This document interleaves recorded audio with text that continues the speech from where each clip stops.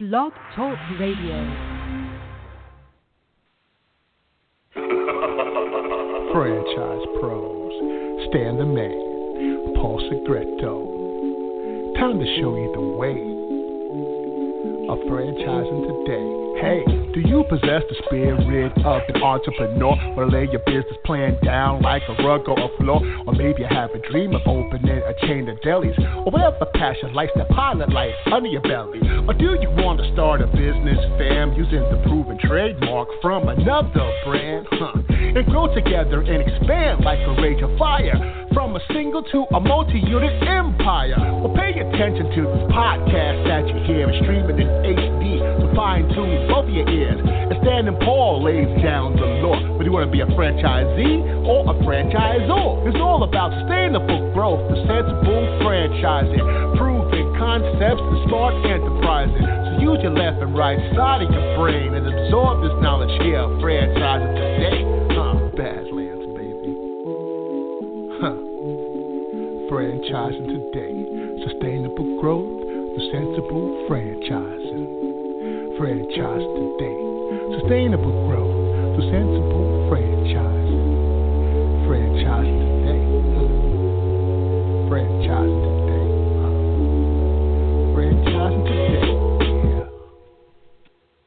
Hello, everyone in the franchise world. My name is Paul Segreto, and this is Franchise Today. Another great day as we're working our way towards summer, Houston, Texas, 99 degrees and high humidity. And, of course, my co-host, Stan Friedman, back in hot Atlanta after IFA board meetings. Stan, how are you today? Doing great, Paul, except that you got me worried that you're not getting my texts. So the audience may not know this. You in Houston, me in Atlanta, the only way we talk backstage and not step all over each other every week is because we're texting who's going next. I tested it on my end, Paul, and it's solid, so I think the problem's on yours. And with that said, we'll just kind of muddle through and figure it out, right? Yep, trying to. And I saw you had a guest circling around outside your room in South Carolina. Well, I'll tell you what, and I thought that was impressive, but I saw pictures from others at the resort who had far more precocious alligators than the one I was showing you in my photo. There were some 6 and 7 footers just walking right up to the fire pit outside the back door of the resort. Wow. I mean, yeah, those guys are way too tame, and I don't think you want to try to run from those, even if you zigzag. They were pretty big. Beautiful property. Paul, yeah, what a beautiful place. You might not have heard because you were kind of at the board meetings, but the last 2 days all over the news have been 2 people, walking their dogs in different parts of the country that evidently had been attacked and killed by alligators. So you're absolutely right. Stay inside. Yeah, it's not a good thing to see when they're coming up that close to where you're habitating. And I expect to see him in the water, and that was the photo I shot. I opened up the curtain in my room, and I just saw this gator like right there in the water, in the lagoon, just outside my second floor room, happy to say. But, then to see them starting to come up on the ground and on the land and getting so close, that was a little bit unnerving. When you're walking back at night, it's really unnerving. Oh, yeah, without a doubt. I guess it's time for an alligator removal franchise. I don't think we have one of those as of yet, but anyway, you may have just given birth to one. Give somebody the idea. Yeah, there you go. Animal removal and luggage. There it is. It was a great summer board meeting. Paul, it was a terrific meeting. I really felt very, very good about how this meeting rolled out for us and what IFA presented for us to work through and to noodle through as combined. The supplier board and the IFA actual board of directors had a joint session yesterday, and that joint session brought to us an incredible speaker, somebody that President and CEO Robert Crescente has known for years from, I guess, their days back in the Commerce Department, gentleman who is now a lobbyist and and an incredibly talented speaker, Bruce Melman of the firm Melman Castagnetti. Paul, you might have to help me with that one. Melman Castagnetti, Rosen, and Thomas. And what he presented to us was the age that we are living in, the age of disruption in politics, and gave us a lot of food for thought. IFA put out a very easy-to-digest menu, and they actually formatted it like a menu of all the issues that are before the 116th Congress coming up that impact franchising, and made it very easy for us to get our heads around what it is we're up against. And then this presentation that was given to us helped us understand, as Mr. Melman rolled out, all the disruption that's been going on in our lives and how we've got to where we are, how we've landed where we are, and how disruption is not going to go away anytime soon, and that the best way for IFA to make its case and continue to navigate the waters of franchising to the benefit of the association is to consider what is it IFA is good at, what is it IFA stands for, and how to get our message in a disruptive fashion out there. We've tried boxing and it didn't work. We've tried jiu-jitsu, it hasn't worked. And so now maybe it's just a tweak of our message. And some incredible think tanking was done. And I'll tell you, keep an eye on Daryl Johnson, because I was part of a work group that we broke into threes. And Daryl put something out there that got my head spinning with the things that he was suggesting we do and how we can do them. And I think there's going to be an incredible amount of good coming out of 2018 into 19 with the direction that we take as an association to continue to push back and be sure that we help both sides of the aisle understand what we stand for. And that was a lot of what Mr. Melman was helping us work through is make the assumption, don't know that it will or won't happen, but making the assumption that the House could flip. What would we do to help a democratically controlled House understand who we are and what we're about? And if committee friends that we've made or committee chairs that we've made over the last few years lose their seats and they're replaced by Democrats, what story are we going to tell to help them understand what IFA does? And so this is the exercise in communication and trying to do it disruptively. And I was very impressed that we were on a track that we can dig our feet into and actually make a difference. And I think we're heading in the right direction. That's awesome. That's awesome. That's really good. What else? Anything else that you have to report on the front of the house? Just one other thing that I saw is out is the 2018 Best and Worst, the Forbes magazine presentation of the 60 brands across the country. That, again, speaking of Daryl Johnson, Fran Data is a participant in creating these rankings. Franchise industry research firm Fran Data kicked off its analysis with a list of 3,300 active brands, and from that compiled data spanning 2012 through 16, and narrowed down the research to the selection of the 60 brands that demonstrate the best chance for satisfactory longevity, activity, and scale. And they then broke them into different investment ranges. I'll just quickly share with you that in the high investment range, interestingly enough, the top two are both in the same market segment. It was Freddy's Frozen Custard and Steak Burgers was number one, Culver's number two, and then down 3 through 10 were Planet Fitness, Firehouse Subs, Steak and Shake, Hyatt Place Hotels, Panera Bread, Primrose Schools, Zaxby's, and Massage Envy. Congratulations to the top 10 in the high investment category. In the medium investment category, our good friend Sport Clips, number one, followed by the School of Rock, Nothing But Cakes, Pure Bar, Marco's Pizza, Batteries Plus Bulbs, Jimmy John's, Tropical Smoothie Cafe, and Domino's Pizza. And then to round it out in the low investment category, which is under $150,000, first place was Right at Home, followed by Soccer Shots, Mathnasium, Painting with a Twist, Mosquito Squad, Made Pro, Bright Star, Express Employment, Professionals, Molly Maid, and First Light Home Care. Congratulations to the top 10 in all three categories, and I'll leave the worst of to those interested to find them. I'll leave you to research those for yourself. We're only about good news here. Yep, absolutely good news, unless, of course, you're a fan of In-N-Out Burger. And In-N-Out Burger throughout Texas today, all 30 locations are closed because, Stan, they're having a bun issue. Evidently, they were looking at quality control, and the buns were not up to standard. So they shut down for 24 hours while they bring in some buns from the West Coast. How about that? Now, I mean, if I were somebody, say, like Ron Feldman, who lives and breathes for In-N-Out when he's out west, and I was on a one-day trip looking forward to my palate-pleasing In-N-Out visit, and I was not able to do that, I'd probably be pretty mad. I'd take it without the bun. Yep. But as the article said, In-N-Out takes special note of the squishiness of their buns, and the buns in Texas are just not squishy enough. I think that goes to say that the buns are very firm in Texas, and we'll get off that topic. And, we talk about different businesses overall of our time in franchise today and how they started. And the business we're going to be talking about today with our guest, it all started with a Dalmation. That's right, the spotted dog that usually you find on top of a fire engine.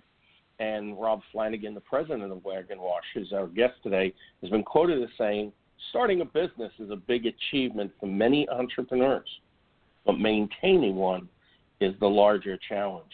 Rob, welcome to Franchise Today. Hello, gentlemen. I got to say, I've just trademarked my new company, Alligators and Suitcases. So it all happened right here. It all happened right here. I'm looking for some board members, and I think it's going to be successful. Hey, Paul. I think there's been plenty of times we've been bored, so I guess we qualify. Paul, before you bring Rob into the conversation, I just got to throw something out here. I tell people very often when they don't know me and I get introduced to someone and I ask them to go to my LinkedIn profile, and I said, you're going to meet one of the most random people you'll ever meet when you get to my LinkedIn profile, because you're going to find all this franchising stuff, and you're going to find things that I do with pro athletes, and you're going to find chairman of the National Buffalo Wing Hall of Fame. Well, today I think I met my match. I think because I went to Rob's LinkedIn page, and I found president of Wag N Wash and connoisseur of eggnog. Now, somewhere along the conversation today, of eggnog. We're going to have to unpack that. Wow. Yeah. Wow. I think when I was creating that page, somebody had told me I needed to put something in there as a unique identifier, and I figured connoisseur of eggnog is pretty unique. Yeah, I don't think I've ever seen that. The curse of Rob, we really appreciate you being with us today. And as we ask all our guests, and we'll ask you, franchising, seems to find us. We never start out, at a young age, thinking about school, thinking about the next steps, and say, I think I'll get involved in franchising. It usually finds us. So if you would, wind back the clock, take us back as far as you'd like, and then fast forward us into, your entry into franchising and into, where you are today. And take all the time as you'd like, but you have less than 10 minutes. Yeah, no, I love how you guys start out with that, because you're absolutely right. Like, I haven't met anybody in franchising that hasn't fallen into it to some degree. And, I always have this image of a 8-year-old in third grade. What do you want to be when you grow up? And somebody says fireman, somebody says astronaut, and then there's some young individual looking up at the stars saying, I dream of franchising. And, and I fall in that category. Like, I completely fell into it. I was in grad school in Boulder, Colorado, for psychology. I wanted to be a therapist, and I was putting myself through school, and I just randomly picked a teacher. I remember kind of sitting in the hallway and just, using the alphabet, and I picked a teacher named Diane Israel. And her and I hit it off, and I needed a part-time job. And I went to her and asked if she knew anybody. And she said, well, my brother, Rob Israel, is opening up a popcorn store, and he needs somebody to help run his popcorn store. I was like, popcorn? okay, sure, whatever. I just need a job. And Rob Israel, founder of Dot Popcorn, him and I hit it off. I started out at minimum wage, his first hire, and, you know, really helped grow Dot Popcorn with him and his wife, Renee Israel. And I graduated from grad school, and I had this, I want to call it a crisis, but this existential moment where I realized that I hated being a therapist. I didn't like sitting in a room. I didn't like hearing people's problems.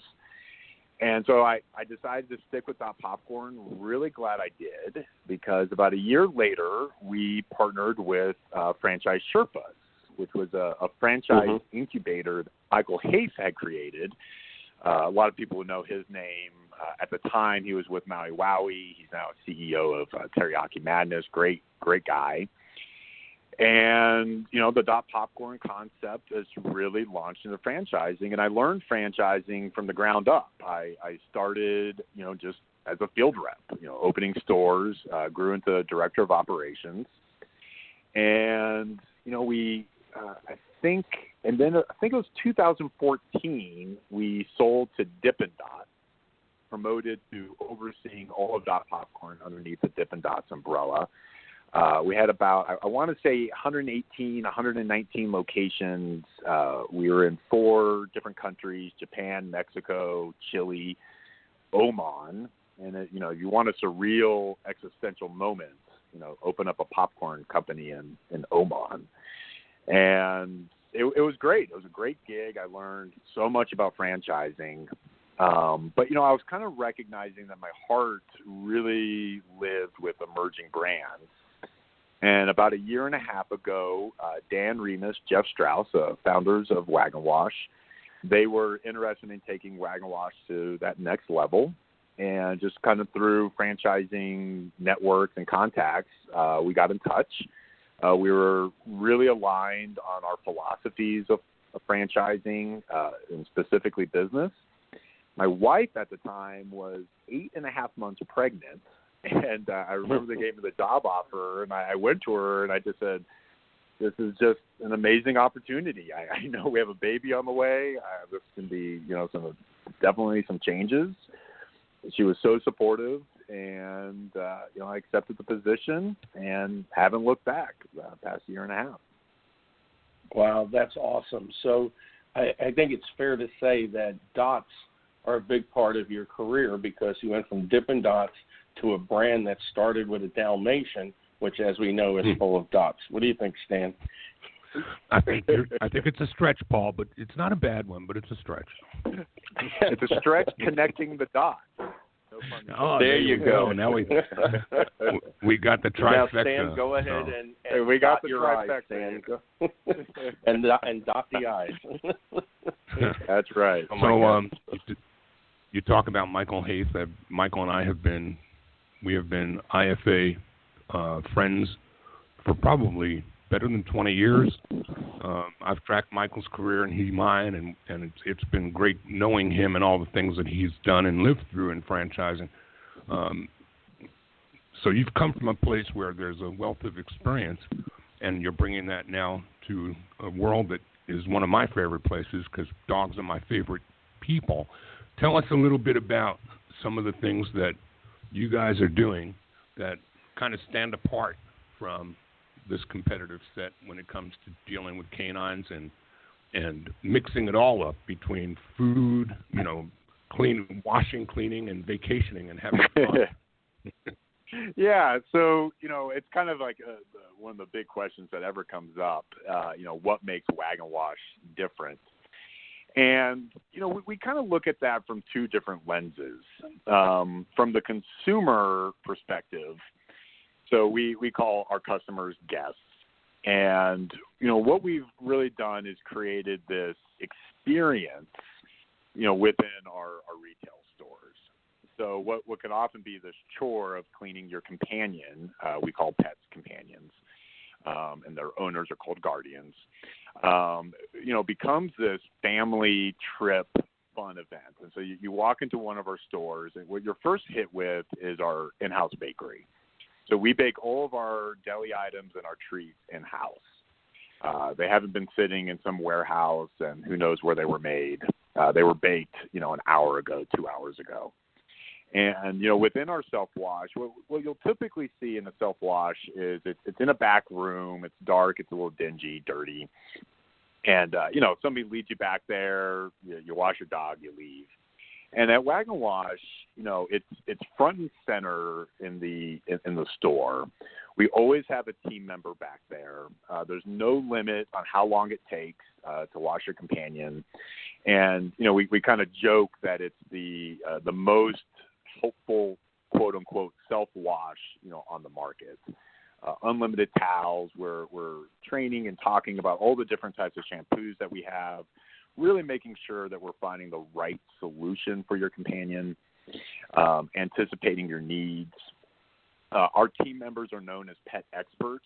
We're of course we're oriented towards sales, but first and foremost, we're looking at solutions for your companion.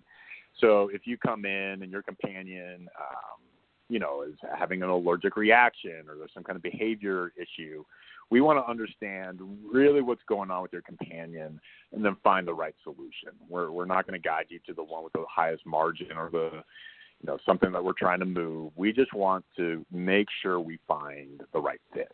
And, I think what our guests see is that our mission is about enhancing the lives of companion animals across the planet. And that's what they really start to experience. And, I think what we're also known for from the consumer perspective is it's what we call the 7-star experience. And this is something that I got from the founder of Airbnb. So, just real quick, I'll just pick on you, Paul. Like, what's a 5-star experience for you if you go to a restaurant? Oh, wow. For me, just 5-star experience for me is definitely something that I'm passionate about, which is relationship dining. So I want to make sure it's got a very nice setting, a very nice ambiance to the place, something that I'm not going to be rushed out of. And, of course, to that, it lends to having service because I hate sitting around with dirty dishes on the table. So I guess an attentive staff is definitely key. And, of course, a 36-ounce bone-in cowboy cut ribeye would add to the experience.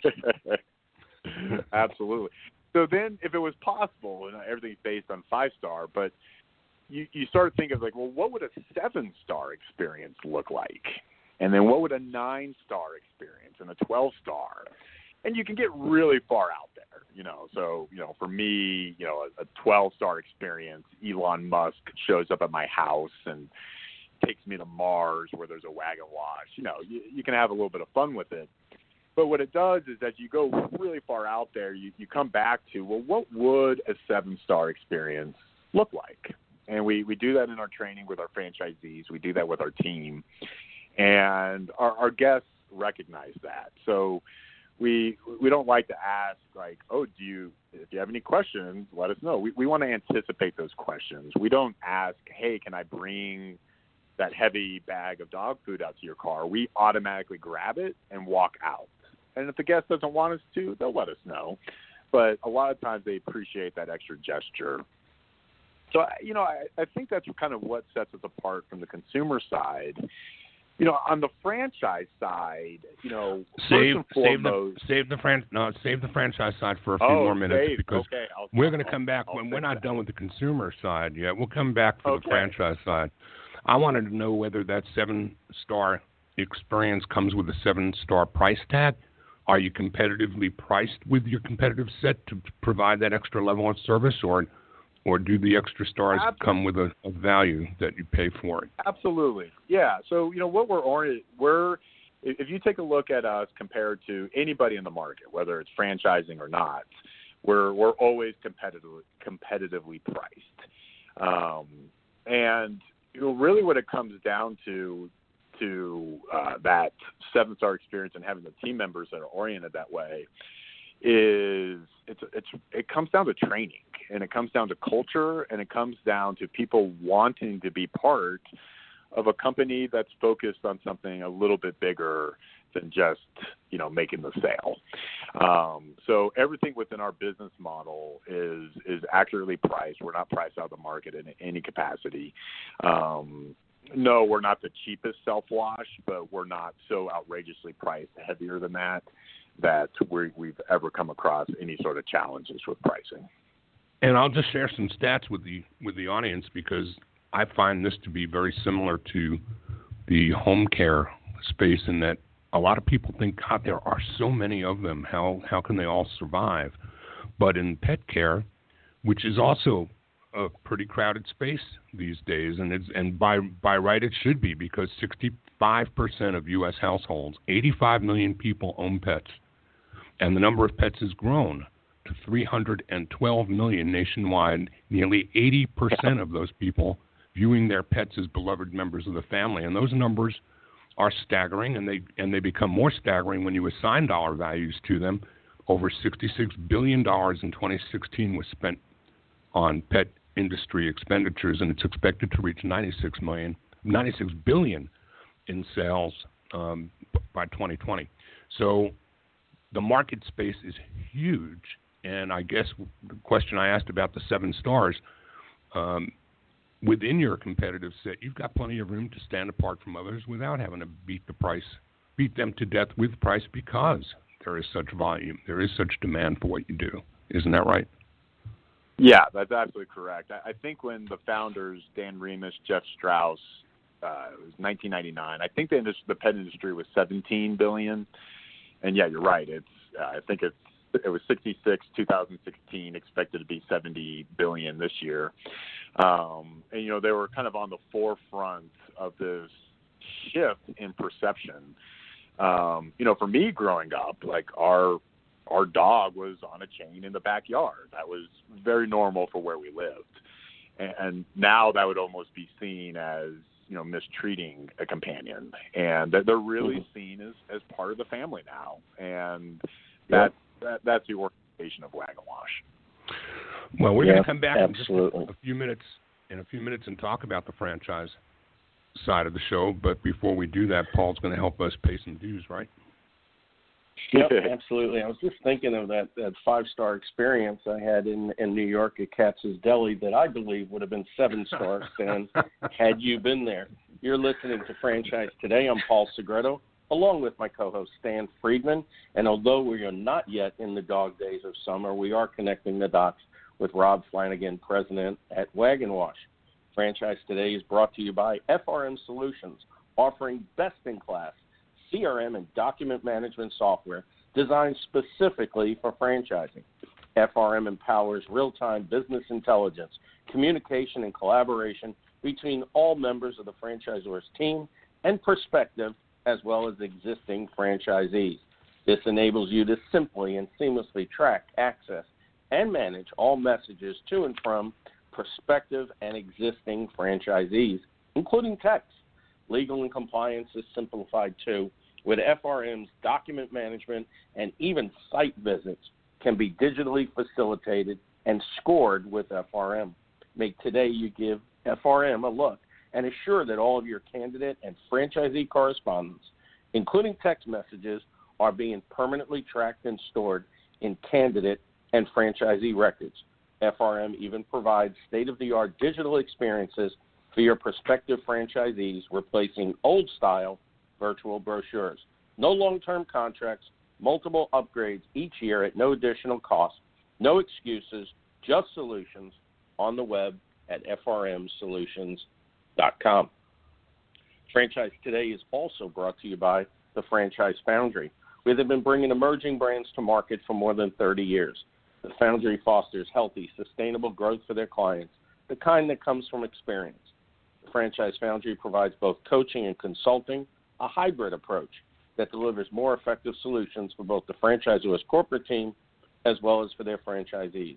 The Franchise Foundry team is rich in practical hands-on experience and expertise with general business management, operational and change management, digital marketing, and, of course, franchisee recruitment and development. Plus, the Foundry team can also assist you with creating roadmaps for potential mergers and acquisitions and provide guidance that's needed to navigate them. Learn more about the Franchise Foundry along with their expanding list of clients at www.franchisefoundry.com. Now we can get into franchising and talk a little bit more about the business side of your business and understand what's going on in that part of the world, Rob. In that I see that you guys, I know you've only been with the company for a few years, but franchising since about when, 2002?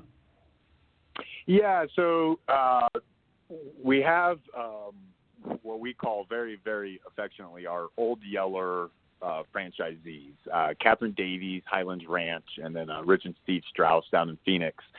And they were our first franchisees, and I wouldn't say it was a focus for the founders at that time. Catherine was a customer, a guest of one of our corporate locations. But then in 2013, Dan and Jeff really wanted to grow, through the franchising business model. And that was driven, really just from the joy that the business had created for them in their lives, not only by enhancing the life of companion animals, but just the joy of manifesting their own destiny, owning their own business. And so in 2013, they partnered with Raintree. And we're still with them. It's franchise sales. And that's when they really got behind franchising in 2013. So it's still connected then with Michael Haith, because that Raintree is another Michael's companies, is it not? Yeah, I can't get away from the guy, So, there might be a reason for that. Yeah, that's correct. So talk about some of the different ways you offer franchises. Help the audience understand whether this is a single unit owner-operator concept, or are you in search of area development or multi-unit, multi-flagged? What kind of offerings are you guys making? Yeah, it's both. So most of our current franchisees are single unit operators. We do have one franchisee in the Queen Anne, Seattle area, has the right to open up 3 locations. And yeah, we're very much interested in both of those models. What we do is just to make sure that it's the right fit. What I've seen happen sometimes is that a prospect will come in and they want to do the multi-unit deal. And what our field team does and what I do is we really work out before that decision is made is on the business plan. What kind of cash is that going to take? What year with the second one? And if it's the right fit, we're very interested in a multi-unit deal. But sometimes it's a bigger bite than what a franchisee may be ready for, especially if they're new to business, new to franchising. So for us, it's most important that it's the right fit, and then we kind of will work with the franchisee to see which model works best for them. So what does the day in the life of a franchisee look like? What are the different things that they're faced with every day and that they're responsible for on a daily basis? Yeah, so, I would say, you wake up, you go into your store and you get it opened, and you're spending your day surrounded by companion animals coming in. And, so much of what happens with this brand, it's really, kind of your local neighborhood pet store. And you get to know your guests, they become family. And we kind of internally joke that we'll know the name of the companion animal sometimes better than we'll know the name of the guest. Oh, hey, Fluffy. Yeah. And they're like, oh, is it Jeff, Dan? Yeah. And, you're spending time interacting. Now, you're definitely spending time on, just the day-to-day management of the business, managing your inventory, placing your orders, that sort of thing. But most of your time is ended up spending, interacting with your guests. We have both we list it as a owner-operator model, and we also say it's also a semi-absentee model as well. We have some franchisees, Catherine Davies, I mentioned, she's been doing this for 10 years. She's an owner-operator. She loves what she's doing. She's still in there, almost every day working in the store. But then we also have other folks who are more semi-absentee. They're still involved, but they're not necessarily in the store every single day. They have a full-time manager on staff, and they're, making sure things are running well, but they're not opening the store, closing the store every day. Sure. So who's the ideal candidate? Who do you look for as a candidate, let's say in a single unit type of operation? Yeah, man, I love it when you guys ask that question, because you may have 5 stores, you could have 5,000 stores. Being able to be really specific on who's that right fit is so essential to future success. So what we do and what we're looking for, it's really driven from, just some of my experience in franchising. And I was probably like in the first year, second year come in, and one on paper looked perfect. Had retail experience, business acumen, cash flow looked fantastic. Ended up having a great location, but like within a year and a half, he kind of flamed out. And then we had this other prospect come in, no business experience, cash was there, but it was a little tight. Ended up being in not a great location, and she ended up being one of the top franchisees. And for whatever reason, that difference I was fascinated by, just completely enamored with understanding why that is. And I kind of started this 2-3 year qualitative study, really just kind of with franchisees that were under my umbrella, folks I was doing consulting with, other people who were in franchising, and really trying to understand what are these qualities that make it the right fit. And for us, it really comes down, we talk about, in training that there's these 10 qualities, but they're really distilled to 2 things. And number one is this mindset that it may not be your fault, but it's your problem. And business can be hard. Economies can change, politics change. A competitor can move into the market. The government can change some kind of rule. Construction can start happening near your store. And if you kind of from that mindset fall into this trap of being a victim, it can be hard to be successful. But if you're always solution focused, you have a much higher degree of chance of being successful. And then the second quality, and it still falls underneath this attitude mindset, is that you embrace what I call the 3 choices. What that means is in any situation, you really have 3 choices. You can work to make the situation better. You can accept the situation for what it is, or you can leave the situation. And spending a bunch of time complaining or venting and getting caught up in the drama, it's going to hold you back from success. And that franchisee who, while she was on paper didn't seem like the right fit, she embraced those qualities like it was in her core.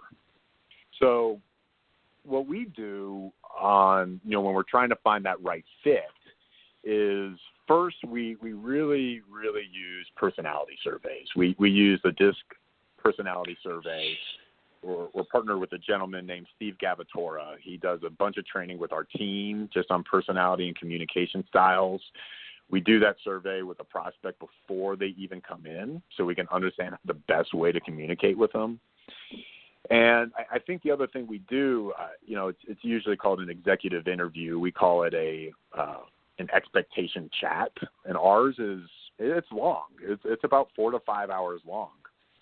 And where that comes from is, I'd be working with a franchisee after they come aboard, and there'd always be this, that was in the franchise agreement, that was in the operations manual.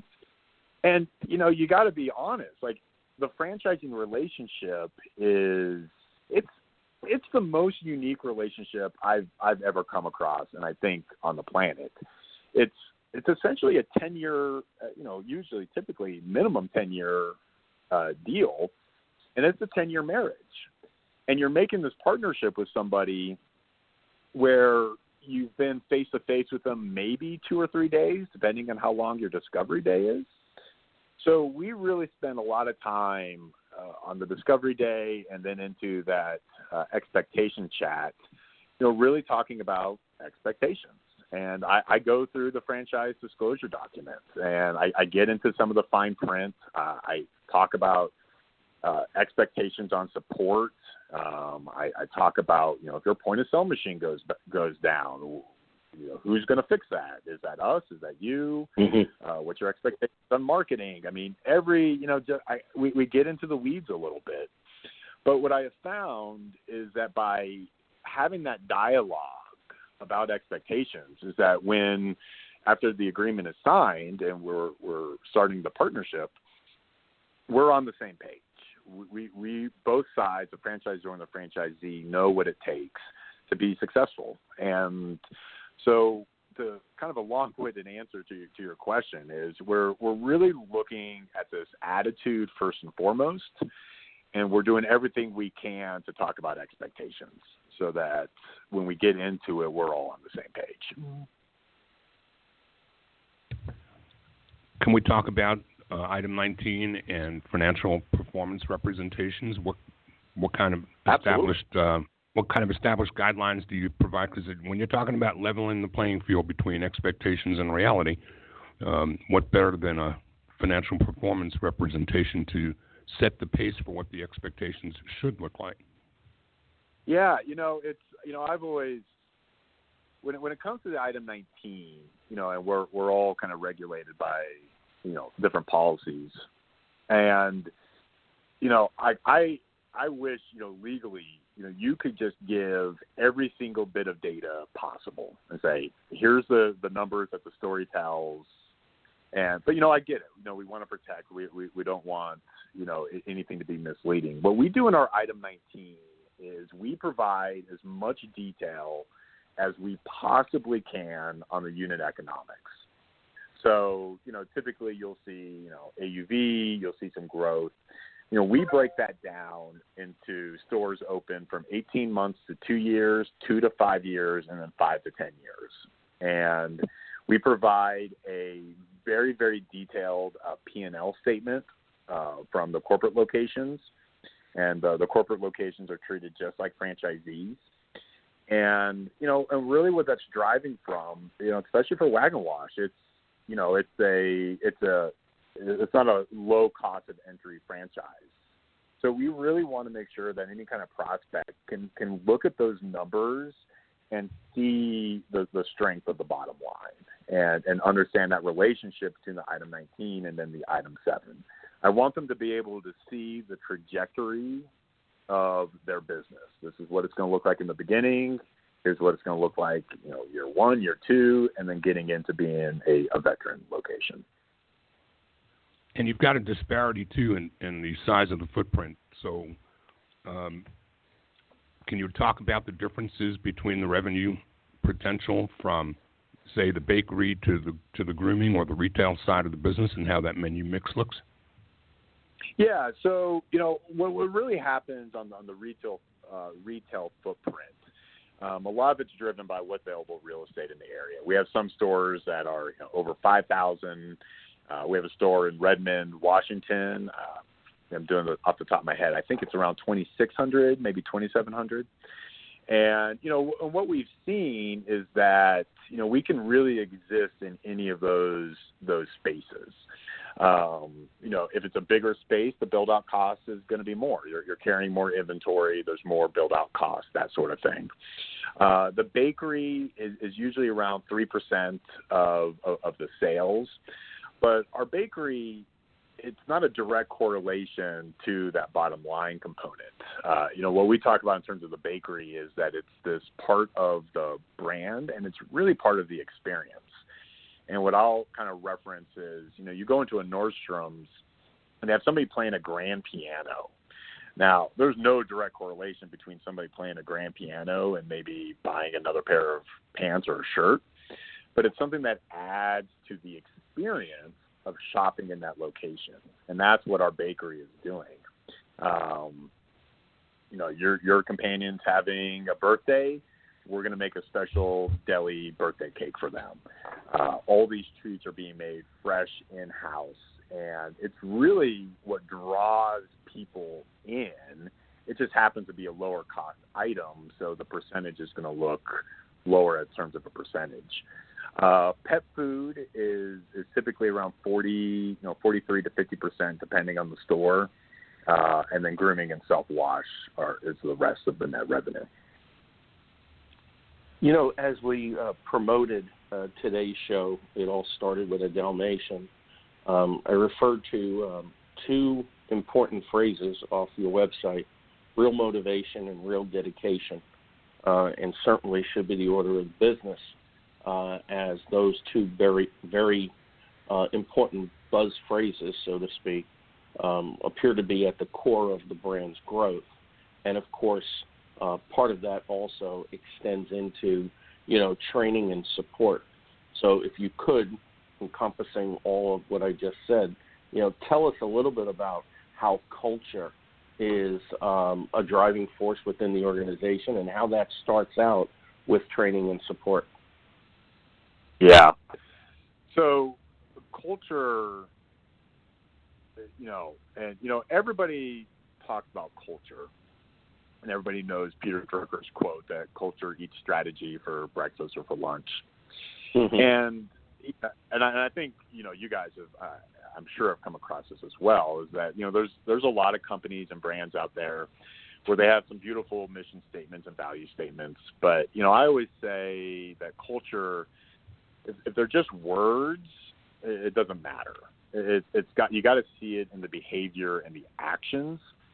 Enron had their culture chiseled into limestone in their lobby, and we all know what happened with Enron. And so when I ever am talking to somebody and it's about culture, I say go into the store, find the team member that was last hired, may have been 6 months ago, may have been 6 hours ago, and ask them what's the mission and the why of that business. And if that team member who was just hired can answer that question, then the company probably has a really strong culture. And then so for me at Wag N Wash, what happened was I got hired. I'd read everything just like you guys did on the website. I read the manuals. But, I'm looking, is this really happening? And on my third day of training, I'm at our Littleton store with a manager named Mike Gasek. Been at the store for, I want to say, 8 to 9 years. And a guest walks in, and Mike says, "Oh, hey, Jeff, so good to see you again. I wasn't expecting to see you." And the reason he wasn't expecting to see him is that he knew that Jeff's companion had just passed away. Wasn't expecting him to come in. And Jeff says, "Yeah, today would have been his 9th birthday. So I'm going to his 9 favorite places, and Wag N Wash was his favorite, so I saved it for last." Then Mike, now it was a busy day in the store. He's training me, which is no easy task, and stops everything he's doing and spends the next 30 minutes with this guest, Jeff. And they're just reliving memories of the past 9 years of Jeff coming in. And at the very end, I have a picture of Jeff. He's taking a picture of the store cat because his companion would always chase the store cats around the store. And I share the story at every training we do. Jeff's a little teary-eyed. Mike and I are basically bawling. I mean, we could have cured the drought in California. And Jeff walks away. And I turn to Mike and I just say, "Mike, that's extraordinary. I've been in this business for 30 years. I don't think I've ever seen something like that." And Mike just turns to me and says, that happens pretty frequently here. And kind of when I knew that I landed in the right place, and I kind of glance up and I see a picture of Jenny that we had just talked about. Jenny is the companion of Dan Remus and Jeff Strauss that guided them to creating this business. And her picture is in every store. And I just see, again, no pun intended, I see the dots get connected. That Jenny, which is what drove Dan Remus and Jeff Strauss to found this business, is still alive close to 20 years later. And, while we have this experience in the store, that's where really when I started to kind of get that we're part of your family. We're part of our guests' families oriented around the companion animals. So, how we get that culture, into franchising, into our team members is that it is first and foremost everything that we talk about and we address, through every part of our training. I lead something called a WAG chat. We do it every 6 weeks. It's a webinar with all our franchisees. We talk about our culture. We ask for stories from our franchisees about these type of stories. We encourage them to share that on social media. And then we're also looking when we're doing any of our site visits to make sure that this culture is alive, because it's the foundation. It's what everything that we do is driving from that perspective. Well, Rob, with Raintree as part of your family now, there's no doubt in my mind that growth is part of the picture. So in the time left, let's tell the audience a little bit more about where you're looking to grow and who they can reach out to learn more about your concept, any shows or expos that you may be attending and places that you can be found. And we'll leave the audience with the ability to circle back and find you again. Yeah, I tell anybody when they're interested in the concept is, go to our website. Top right says franchise, click on that, and that has all the different information that you need. Very easy to fill out this form, and you become part of the discovery process. In terms of trade shows, we were just in Houston. We were at the SCC trade show there. Next time we're down there, Paul, I'll make sure I reach out and we can chat. We were just there. We'll be in. This was a fun trade show to tell the wife I had to go to. We'll be in Cancun in 2 weeks for another trade show. That's a hard one to go to. We're at another one here in Denver in October, and those are all prospect facing, and so they're a great opportunity for anybody who's interested in Wag N Wash. I'm always there. Dan Remus and Jeff Strauss are there, and we're there to talk about the brand. And if you happen not to be in those areas, but yeah, going to the website is kind of really the best place to start learning about who we are, what we're doing, and what we're focusing on this year.